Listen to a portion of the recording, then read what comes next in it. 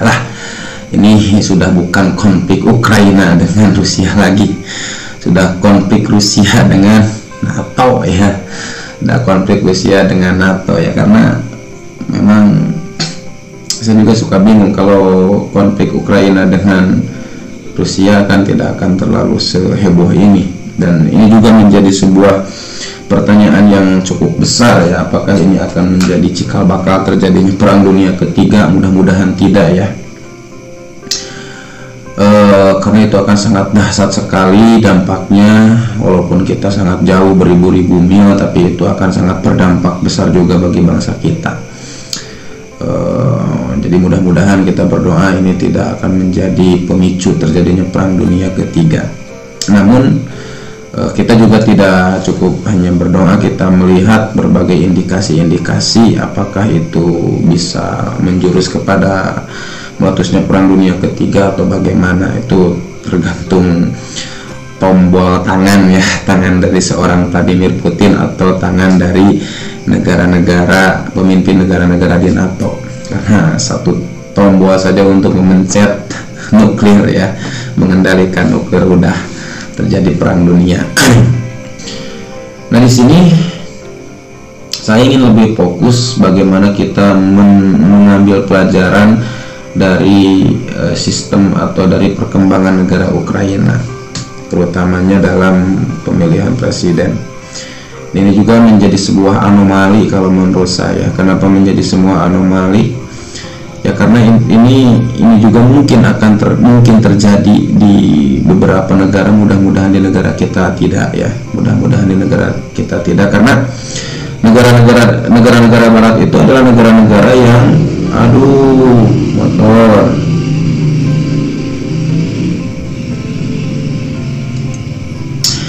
Negara-negara barat itu sebagaimana kita ketahui adalah negara-negara pelopor demokrasi, negara-negara yang selalu menggaungkan demokrasi, negara-negara yang selalu menggaungkan kebebasan pasar, kebebasan hak asasi dan lain sebagainya. Namun kalau kita cermati lebih dalam, kita pelajari juga justru banyak mereka juga yang justru melanggarnya. Ya kalau masyarakat rakyat biasa yang melanggarnya mungkin masih sebuah dalam tahap wajar ya, tapi seorang pemimpin yang bisa mengendalikan itu kurang ajar kan ya. Seperti kemarin ketika perang terjadi antara Ukraina sama Rusia, ada ya, isu rasis, itu kan sudah mencederai hak asasi manusia. Kemudian juga demokrasi, tapi gimana ya, demokrasi yang dipaksakan. Ini demokrasi yang dipaksakan itu seperti ini ya. Ya Amerika menggaung-gaungkan demokrasi ya, tapi demokrasinya sesuai keinginan mereka kan gitu kan. Kalau tidak sesuai dengan keinginan mereka ya tetap jadi musuh mereka. Contohnya di Mesir ya, di Mesir itu kan setelah lengsernya Husni Mubarak ya, Husni Mubarak dulu itu sekutu Amerika, namun pada akhir-akhirnya mirip dengan Soeharto presiden kita, awal-awalnya sangat pro terhadap Barat, namun pada akhir-akhirnya ketika sudah agak menjauhi Barat, maka Indonesia ataupun presiden kita dijerat ya dengan IMF-nya, dengan hutang luar negerinya, sehingga kolapskan perekonomian kita, diganti rejim ke rejim reformasi. Di Mesir juga sama kan, di Mesir juga setelah Husni Mubarak seperti itu dijatuhkan, diganti oleh pemimpin de facto, lupa lagi saya namanya ya. Kemudian pemilihan umum yang secara demokratis ya, melahirkan seorang sosok pemimpin Muhammad Morsi ya. Namun walaupun sudah secara demokratis ya, tapi karena pemimpinnya itu yang terpilih tidak sesuai dengan keinginan si Paman Sam ya, akhirnya digulingkan kan, diganti dengan pemimpin yang baru. Jadi kadang-kadang saya suka berpikir ya, demokrasi mereka itu bullshit semua ya. Yang justru yang sangat bagus itu ya demokrasi Pancasila. Bukan berarti saya warga negara Indonesia ya, tapi kalau dijalankan secara idealisme itu demokrasi Pancasila itu ya demokrasi yang berkepribadian ya, demokrasi yang berkarakter bangsa Indonesia, tidak terlalu ikut campur copy paste seluruhnya dari negara-negara barat, karena copy paste secara keseluruhan yang jelek juga kan. Nah, pinternya orang-orang barat itu bagaimana mengkalkulasi, bagaimana mengendalikan sebuah negara itu sangat cerdik.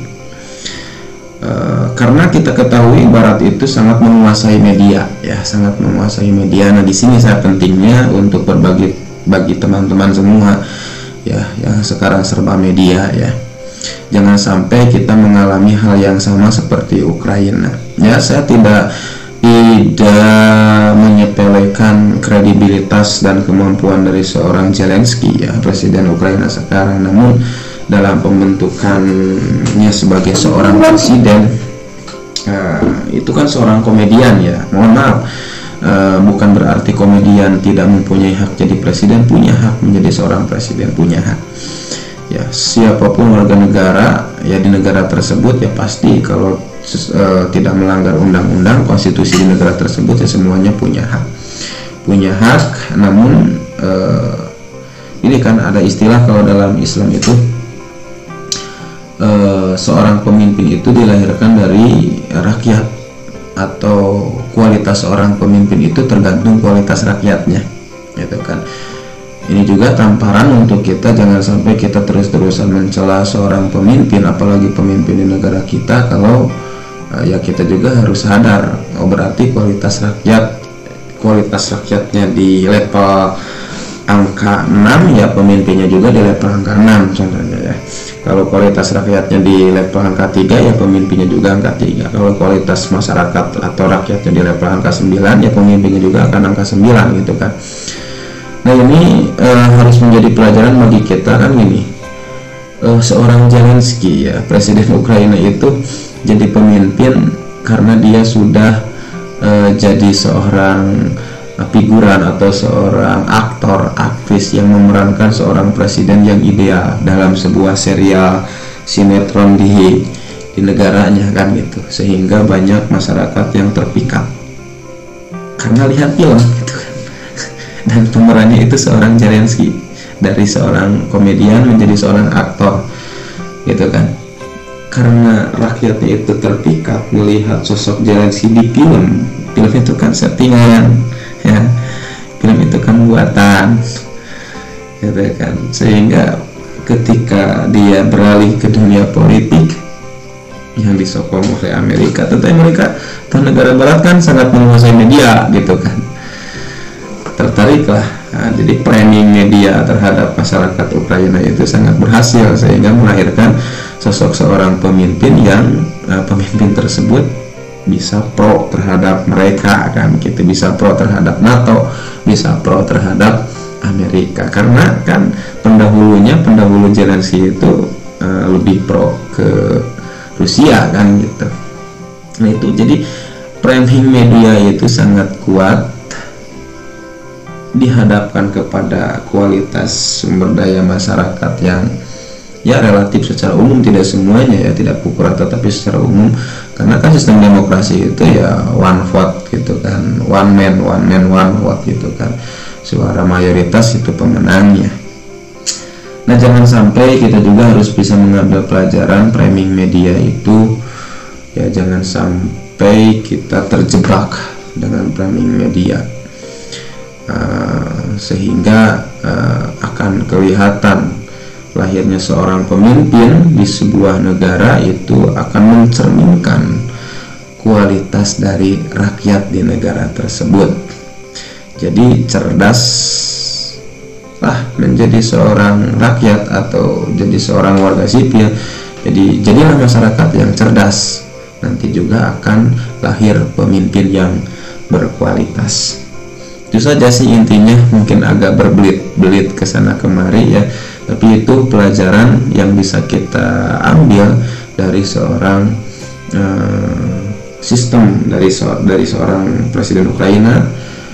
Saya tidak menyerang individunya, ya, karena punya hak. Saya juga tidak menyerang profesi komedian, karena semua profesi punya hak untuk menjadi seorang presiden, bukan hanya dari politisi partai saja, bukan semua punya hak. Namun lebih ke dititik beratkan, saya lebih dititik beratkan bagaimana kita menjadi masyarakat yang cerdas, jadi warga yang cerdas, agar kita bisa melahirkan pemimpin yang cerdas.